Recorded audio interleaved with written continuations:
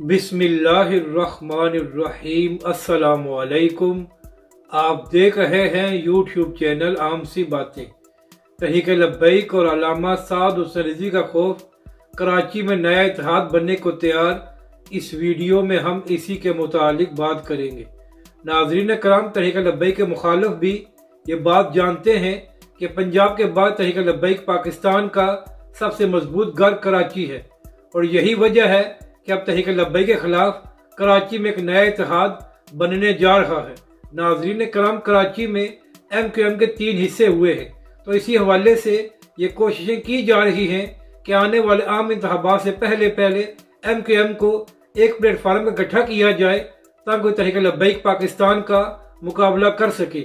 تو اسی لیے چند دن پہلے گورنر سندھ جو MQM کے ہیں، ان کی ملاقات مصطفیٰ کمال سے ہوئی ہے، اور اس کے علاوہ دیگر طاقتیں بھی یہ کوشش کر رہی ہیں کہ MQM کے لوگ مل کر الیکشن لڑیں تاکہ تحریک لبیک پاکستان کا مقابلہ کیا جا سکے، جبکہ دوسری جانب پیپلز پارٹی اور MQM بھی کراچی میں مل کر انتخابات لڑ سکتے ہیں۔